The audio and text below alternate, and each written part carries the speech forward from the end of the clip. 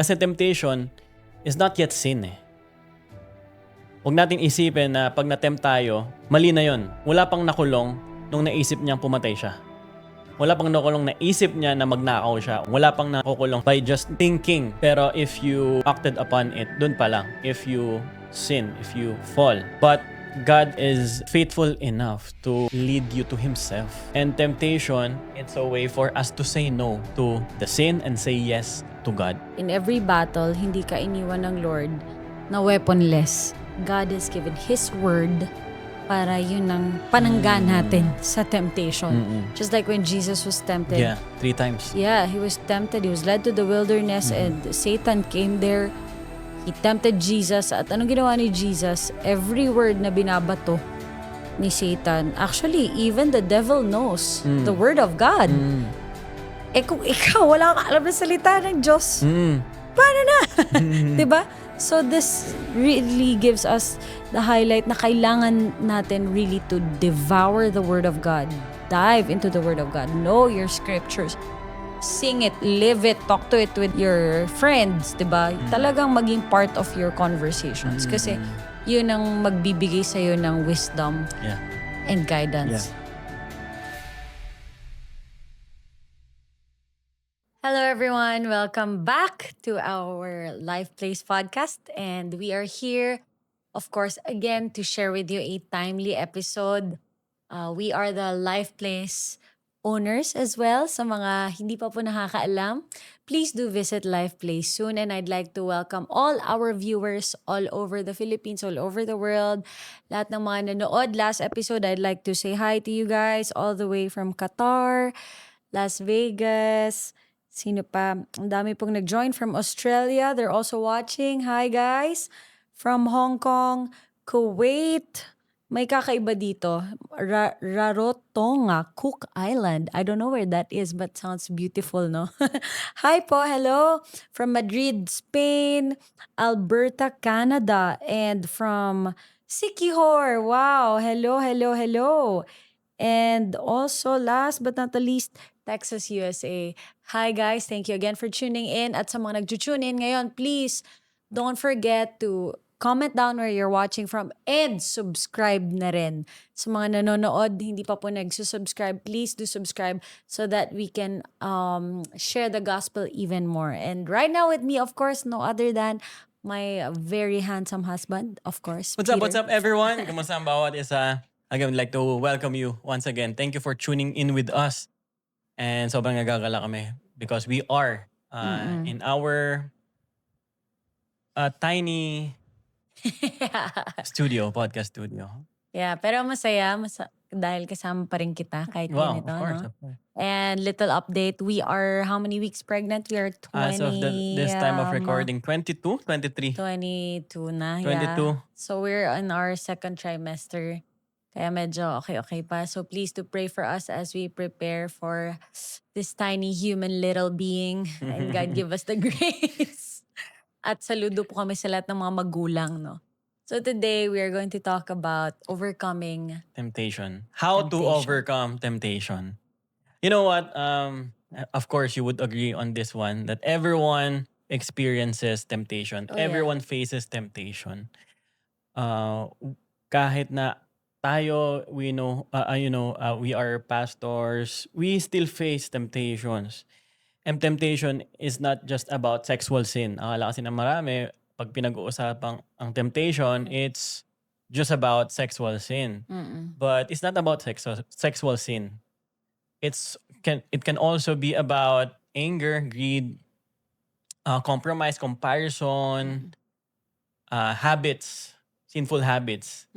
Yun yung pwedeng mga temptations na pwedeng dumating sa atin kahit sino ka man, no?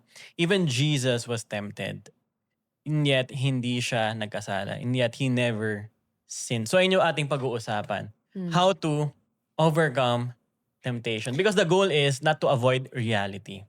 Right. But to learn how to overcome temptation with the help of God's word and with the help of His presence. Yeah. So, naalala ko, we just came back from a 3-day camp nag-ring yung, naalala ko lang, may nagtanong, sabi niya, ano daw yung mga temptation na hinaharap naming mga pastor. By the way, we're also pastors, no?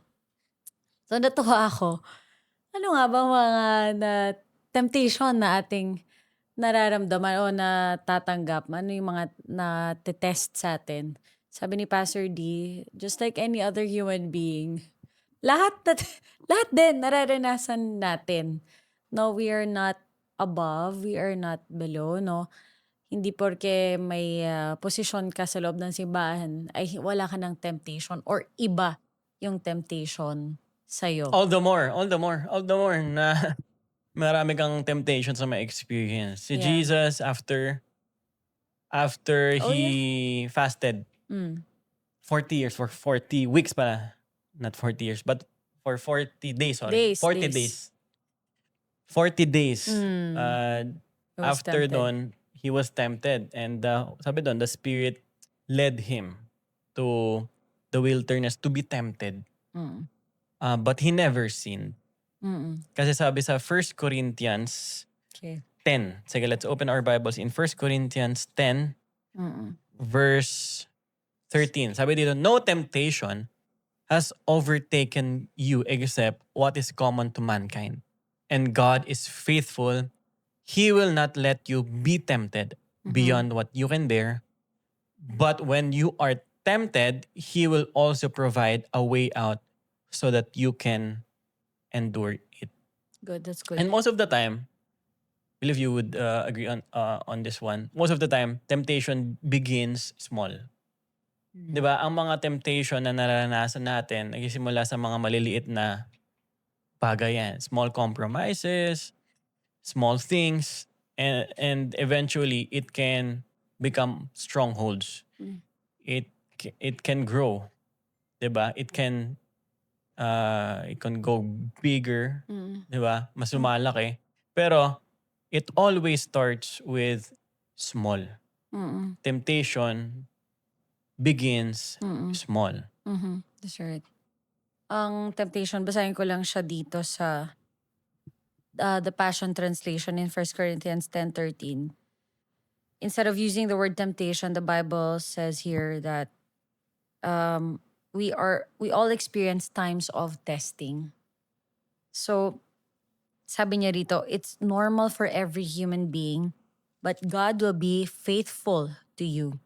He will screen and filter the severity, the nature, and timing of every test or trial you face so that you can bear it. Ang ganda. And each test is an opportunity to test Him more. Grabe. To trust Him, it's an opportunity to trust Him more. For along with every trial, God has provided for you a way of escape that will bring you out of it victoriously. And I've heard many young people and many people have asked, is temptation a sin? So what is temptation? Let's define it first. Temptation is a desire or a push for you to do something na hindi in line sa desire or sa word ng Lord. Temptation is an invitation. Sin is saying yes to it. So that's what we will be talking about today, no? Sin usually starts privately, no? Nobody destroys their life overnight. Wala namang taong sinabi, sige nga, sirain ko nga buhay ko today. Wala, hindi ganun na instant agad. So it's a gradual process, no? And this is very important kasi saan ba nagsisimula ito? Dito papasok yung ine-entertain natin sa mga maliliit na bagay, what we watch constantly, what we hear, opinions as well, what entertains us. So, yung mga bagay na yon, they eventually control you. Gusto ko yung sinabi ni James dito sa chapter 1. James chapter 1, 14 to 15. It says here, but each person, lahat tayo, is tempted when they are dragged away by their own evil desire and enticed. So, ibig sabihin, it comes from our own evil desires, yung temptation. Enticed. Then after desire has conceived, it gives birth to sin. And sin, when it is full grown, gives birth to death. So may progression from That's small good. to big, from desire to death. When you begin to entertain, when you begin to let it be normalized sa buhay mo, sa thinking mo, Right. na dyan nagsisimula, compromise after compromise. 'Di ba? Naalala ko lang, nung bata ako, pinaglalaroan ko yung butike. Ewan kung, kami mga lalaki ganun eh. Kung ano yung mga trip namin, hindi nagiging sa mga kababaihan. Pero kami, nung bata kami, Yeah. pag may nakitang butike, hindi naman palagi, pero isang beses, ang ginawa ko sa butike, kinuha ko, tapos, inano ko, pinalo ko na namatay siya, ganyan. Pero medyo gumagalaw-galaw pa rin, no? Tapos ang ginawa ko, pinutol ko yung buntot niya. Tapos pansin ko, gumagalaw pa Savage din. mo. Gumagalaw pa rin yung buntot. Oh, May buhay pa buntot? din. Oo, buhay pa Okay. din. Grabe ka. Sobrang savage ko. Pero normal lang sa amin yun. Normal. Sa mga kalalakihan. Yeah. Ewan ko, sa akin, normal Oo. lang. May primo ko baka may sira ata. Pero yung kasalanan parang gano'n, na kahit na Oo. putulin mo siya, pag hindi mo siya putulin totally, pwede pa rin mabuhay. Yep. Pwede pa rin gumalaw. Pwede pa rin mag-show up. Ganun yung kasalanan. When you don't destroy it totally, it can linger you. It can draw you to himself or to itself. And then once you're drawn to it, you start to compromise. You start to entertain it. Nag-start na finifeed mo. And the more you feed it, the more it grows. The more na ini-entertain mo, the more na lumalaki. Ito yung makikita natin sa Bible. Sa Genesis, si Satan nagpakita as a serpent. Anong animal siya? Snake. It's like a snake, as a serpent. Pero sa Revelation, naging dragon siya. Yeah. Because humanity keeps on feeding what needs to be avoided. Sheesh. Ganun sa ating kasalanan, personally. The more na finifeed natin, the more na lumalaki. No? The more na lumalaki. That's right. Actually, sabi niya sa verse 15 sa TPT, evil desires give birth to evil actions. When sin is fully mature, it can murder you. So my friends, don't be fooled by your own desires. Dati pinagpipray ko, Lord, please bless the desires of my heart. But there's nothing wrong with that. Pero eto, James gives us a warning na huwag kang papaloko sa desire ng puso mo. Kasi minsan yung desire ng puso natin, it's to feed our ego, it's to feed pride. Hindi natin alam kung ito ba yung desire ng Lord. Naturuan nga ako na ang prayer ngayon is not to ask, Lord, bless the desires of my heart. But Lord, yung desire mo para sa akin, yun ang gusto kong maging desire. Yeah. No? At saka ang temptation, gusto ko lang i-clarify, hindi to galing sa Diyos. Madalas naririnig natin sa mga Pinoy, tinutukso lang ako ng Diyos. Yeah.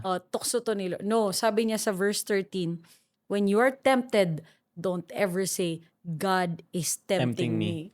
Patay ka. Sabi niya, for God is incapable of being tempted by evil.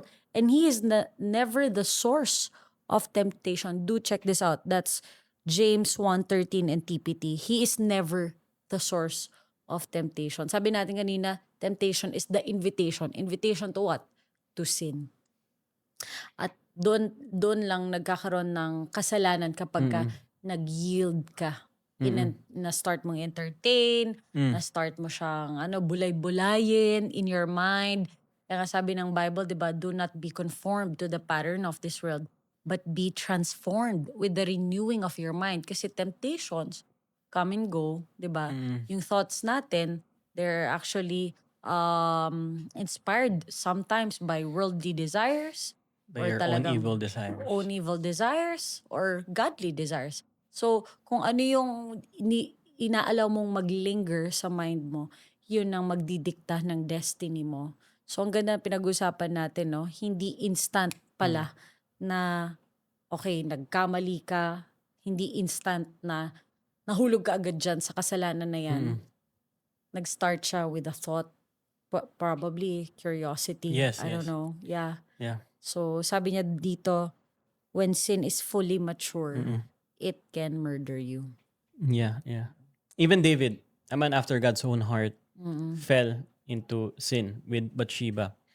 Pero si David, nung time na nagkasala siya, nung nagawa niya yung sexual immorality with Bathsheba, it was not an immediate downfall. It starts with a small compromise. Nakita niya doon nag-start Nung nakita niya, nagkaroon siya ng desire. And he was led. He was led. He was his sinful desires, evil desires, led him to commit sexual immorality with Bathsheba. So makita natin, kahit na si David, a man after God's own heart, nagkasala pa rin. 'Di ba? Bumagsak pa rin siya. And it led him to create massive consequences after that. Yeah. No, naka-experience si David ng matinding mga consequences from that small compromise. Small compromise. Nag-start sa unchecked moment, no, na pinabayaan niya lang, hinayaan niya lang na mapunta siya sa ganong sitwasyon.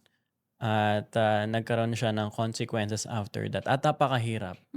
No? But the good thing is, or the good news is, God was gracious in the life of David. God was merciful in the life of David. So ganun rin sa atin. Whenever we fell into sin, We fall into or whenever we fall into sin, whenever we even sa temptation pa lang, makikita natin na faithful na si Lord. He will not let you be tempted beyond. Yeah, Diba? yeah. He will always give you a way out Way because He is faithful. Ganun rin sa atin. So temptation also, as I ponder it, as I reflect upon it, temptation can also lead you to God. Kasi temptation is not yet sin Huwag natin isipin na pag na-tempt tayo, mali na yon. Wala pang nakulong nung naisip niyang pumatay siya. Wala pang nakulong naisip niya na magnakaw siya or mang-rape. Wala pang nakukulong. Wala pang nakukulong by just thinking. No? Pero if you acted upon it, dun pa lang. If you sin, if you fall. But God is faithful enough to lead you to Himself. And temptation, it's a way for us to say no to the sin and say yes to God. Masyado tayong nakafocus sa kasalanan, masyado tayong nakafocus sa saying no, but let's gaze our eyes, let's focus our attention not to sin, but let's focus our attention to God and His beauty and His wonder and His goodness and faithfulness.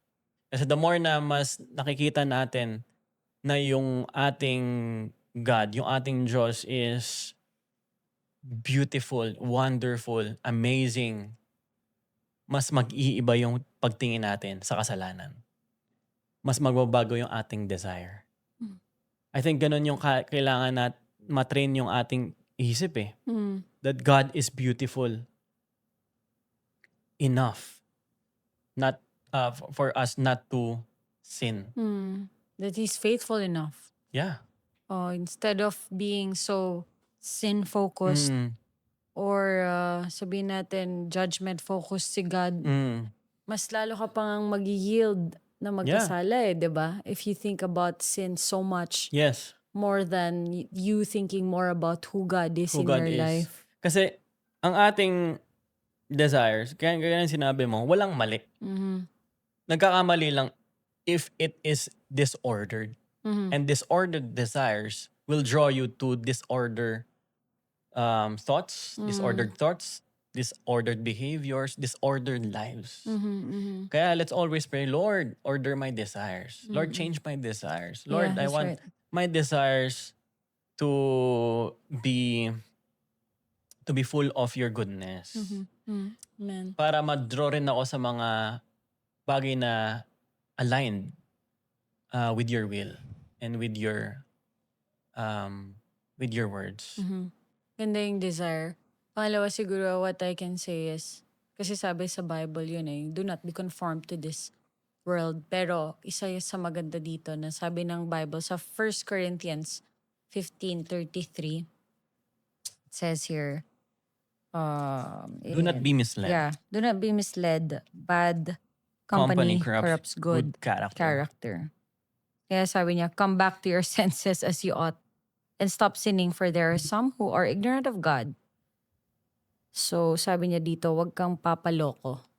Na kahit Yeah. na meron kang siguro, Desire to desire to change. desire to do Yeah, bad good- things, Desire Ay, to, to- desire to do good things. Oo, desire to Yeah. follow God's path, that's right. God's ways. Pero kung ikaw naman, nandun ka na sa linya, border ng kasalanan, di ba? Aba talagang mas mapapalapit ka pa sa Oo. kasalanan. Nagpe-pray ka, Lord, sana hindi Oo. masunog yung bahay mo. Pero ikaw Naglalaro naglalaro ka naman ng ng- posporo.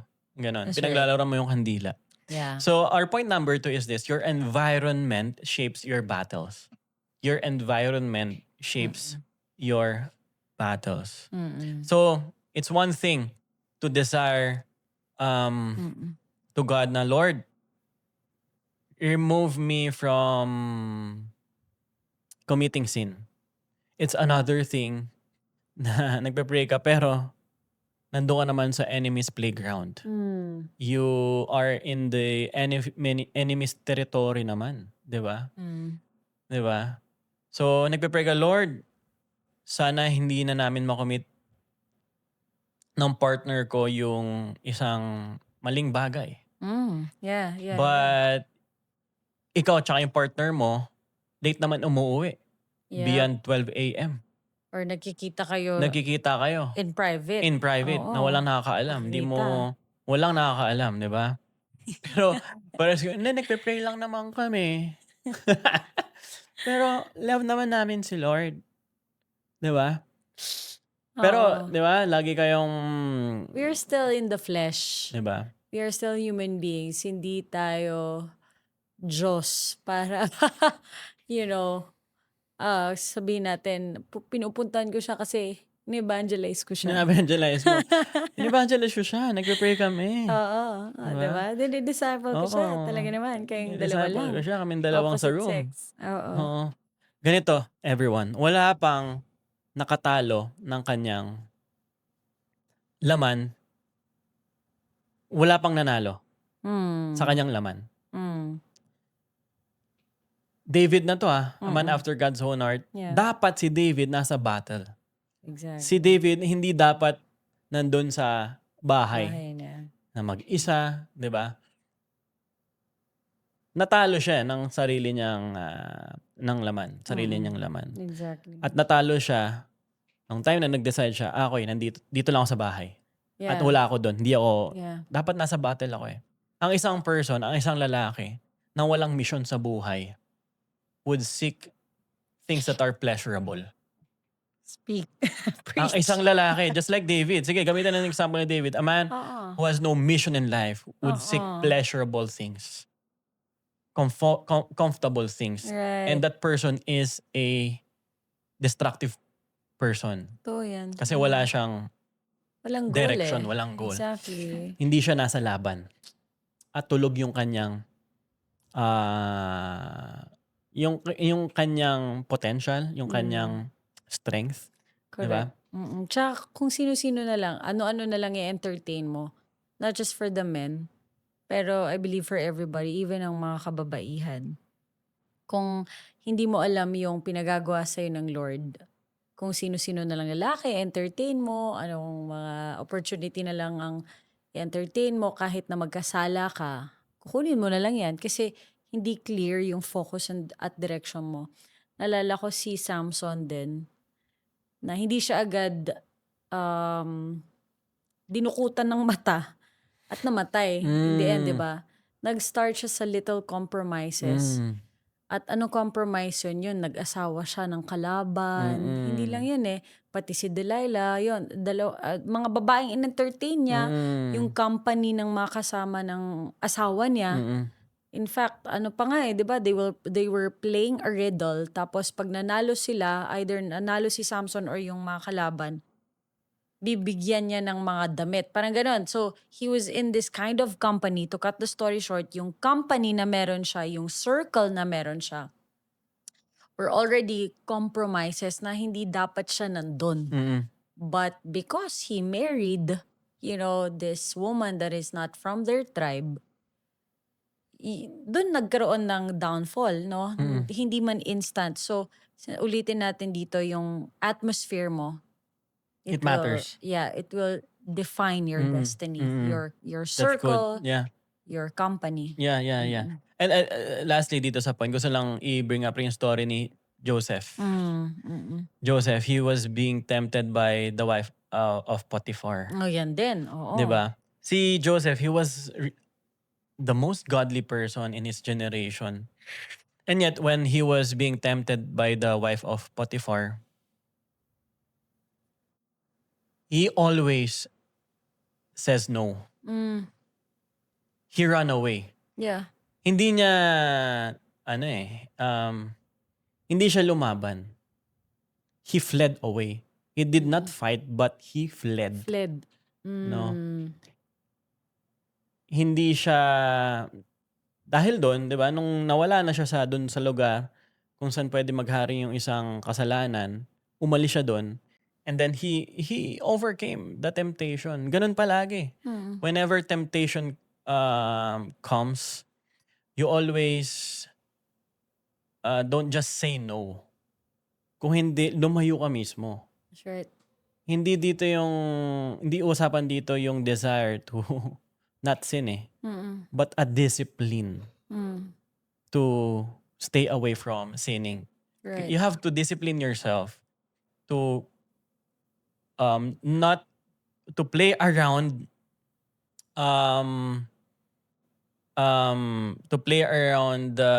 the line, kumbaga, to maganda yung sinabi ni John Bevere dito eh. Yung when temptation comes, you don't put yourself ang tawag na to? You don't put yourself near to the line. But you go far away from the line until na hindi mo na makita yung linya. Ibig sabihin, you don't play around temptations. You don't play around with your desires. Don't play around or entertain. You cut it off. Exactly. And when you cut it off, it must be immediate. Exactly. And you must have this big allowance na hindi ka magkasala, na hindi ka bumagsak sa kasalanan. For example, ako naniniwala there's nothing good happens after 10 p.m. Pero naman, yun na-justify, hindi, 9:30 p.m. lang kami. Ganun ba? Gets mo ba? Hindi, 9:59. Wala pa naman 10 o'clock. 9:59. You have to decide for yourself na, hindi, kailangan bago pa lang maggabi, nakauwi na kami parehas. If we're both dating, no, and if we have, if really, tawag na to, give attention to our callings, to our relationship with God. That's right. Diba? Kailangan talagang lumayo ka as much as far as you can Yeah. from the line. So that's the difference between Samson and Mm. Joseph. Samson looked strong on the outside, but he was internally weak spiritually. Joseph, hindi mo makitang puro masal-masal siya, ha? Pero ang makikita mo kay Joseph, Pero he had gwapo si inner Joseph. strength. Yeah, he was very handsome. Mm. Pero si Samson kasi was very victorious in battle. Ang dami niyang napatay, to be honest, compared to Yeah. Joseph, Siguro ha? nakakatawa rin kasi napaka-unfair rin minsan eh. Kasi mas mataas ang temptation sa mga gwapo, sa mga ganda. Tama. Yeah. Yes. Yeah, that's right. Pag pangit ko, wala na. Ang sama mo. Pag hindi ka. Di ba kaya nga malakas Oo. yung temptation ni Joseph? Kasi Kasi may... gwapo siya. Hindi lang yon. The Mrs. Potiphar noticed him because he was excellent in everything he did. Yun. Na talagang nakita how he handled the finances of Potiphar, Pero kung the excellent household siya, of Potiphar, pero hindi naman everything. kagapuhan, tingin mo, Probably. papansinin? Yeah, kasi anointed siya by God. Probably. Eh. Pero Probably. pag gwapo ka, 100%. yun nga. Yun na nga eh. Yun nga yung sinasabi ko. Oo. Di ba? Oo. So, dapat mas mag-ingat ka May pala. advantage at may disadvantage. Yung isang... Pati naman kay Samson, he was very, very, I would say, very strong nga Yeah. on the physical aspect. So, isipin mo ko si Samson, masil-masil yan, talaga namang malaking katawan. Pero yun ang difference nila. Joseph had inner strength. So, let's go to our point 3. Point 3, as we end, God always provides a way out. Ito yung maganda dito eh, no? God always provides a way out. Again, temptation in itself is not sin yet. But when you are being tempted, God will provide a way out. And He always provides a way out. May mga times na kapag kunwari nasa gitna ka ng temptation, may mga times na bigla na lang may tatawag sa'yo. May magte-text sa'yo. Bigla na lang mawawala internet. May mga ganun. Di ba? Bigla na lang, kunwari kasama mo boyfriend mo na hindi nakakaalam, walang nakakaalam, bigla na lang tatawag parents mo, nasan ka anak? Yun na Patay yun ka. eh. Mga ginagamit ng Lord na mga opportunity na way Yeah, it's a way out. out. Hindi ba faithful si Lord? Di ba? Sa mga ganong way, sa mga ganong... Tayo lang minsan yung stubborn and masakit sa ulo minsan. Hindi. Ngayon lang to, sarap to. Wala na. Pero ganda kasi yung grace ng Lord nandun. Sabi mo nga kanina, when we focus on the grace and the faithfulness of God, mas magigear yung direction natin doon. Papalayo sa temptation. Pero when you focus more on the temptation, more on the sin and all that, yung direction mo papunta doon. What you focus on, you magnify in your life. So pag nag-focus ka sa faithfulness ni Lord, mas na-magnify mo, mas napapapunta doon yung mga paa mo, yung direction mo sa faithfulness ng Lord. So, ang temptation, minsan yes, ang tukso malakas, yes. But remember, God is bigger than any trial or temptation. Yeah. His grace is stronger than that. Let's always remember na ang ating struggles, whenever we are being tempted by the enemy, we are not alone. Hindi tayo nag-iisa. Hindi tayo nag-iisa. We know that God is faithful. We know that He is good. Kung bakit ayaw niya tayong hayaan na mahulog sa kasalanan. Kung bakit niya tayo pinoprotect. You know what? Whenever God is restricting you from something, or whenever God is letting you not do it, it is a way of God's protection. It is a way of God protecting you.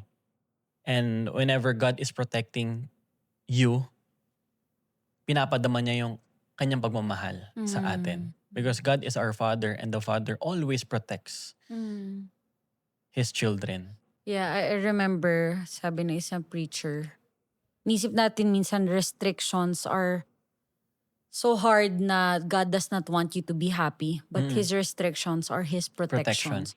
Kumbaga sa isang high voltage area, di ba may nakalagay doon, restricted, do not enter. Bakit? Kasi possible na pwede kang ma-electrocute or may aso kumagat sa'yo, do not enter. This is a restricted area. It's what? It's not just for you to, para maging KJ yung may-ari. Hindi eh. Para protection natin yun. Mm. It's God's way of showing His love towards us na ayaw niya tayong mapahamak. Yeah, Diba? yeah. And talking about sexual immorality kasi very sa atin strong, especially sa mga kabataan, sa mga youth today. You don't fight temptation. You flee. You flee from it. The more, kahit na sobrang spiritual ka pa, Mm. you have to flee from temptation. You Mm. don't fight. Mm. You don't fight sexual immorality. You flee from it. Mm-mm. Just like Joseph. Mm-mm. And by fleeing, you're saying yes to God. Mm. By fleeing, you're saying yes to His faithfulness. Right. Yes to His goodness. Mm. Yes to His will. Yes to His protection. Mm-mm. Yun yung kailangan natin na ma-desire. That's No? right. Yun yung kailangan natin ipag-pray sa ating sarili. Yeah. Lord, I want my desires to be aligned with what is right, Mm. with what is good, and what is biblical. Yeah. And magpasalamat tayo kasi God is faithful. That's right. He Right. is faithful. And God has already given us a weapon. In every battle, hindi ka iniwan ng Lord na weaponless. God has given His word para yun ang pananggan natin sa temptation. Mm-mm. Just like when Jesus was tempted. Yeah, 3 times. Yeah, He was tempted. He was led to the wilderness and Satan came there. He tempted Jesus. At anong ginawa ni Jesus? Every word na binabato ni Satan, actually, even the devil knows the word of God. Mm. Eh kung ikaw, wala kang alam na salita ng Diyos, Mm. diba? So this really gives us the highlight na kailangan natin really to devour the Word of God. Dive into the Word of God. Know your scriptures. Sing it, live it, talk the scriptures talk to it with your friends, diba? Talagang maging part of your conversations. Kasi yun ang magbibigay sa'yo ng wisdom Yeah. and guidance. Word of God lang. And kahit na mag-fail ka, wala namang perfect. Nobody gets it. The first time na perfect Christian ka na, no? Si Peter nga nag-fail. Pero nakita natin na nandun yung restoration, faithfulness and yeah. restoration Yeah. ni Lord. Yeah. And Amen. victory is possible. It's always possible Amen. through Jesus. Whenever we are being tempted by the enemy, ipakita natin sa kaaway na Right. panalo na tayo because of what Jesus has done on the cross. He defeated sin. He defeated death. He defeated the thing na mismong ini-struggle natin. And that's the good news for everyone. For any one of us na malakas yung temptation na naranasan on a daily basis, matindi yung naranasan nilang temptations, the good news is mas malakas at mas greater yung grace ni Lord. So, let's be thankful sa grace and faithfulness ni Lord sa ating Amen. buhay.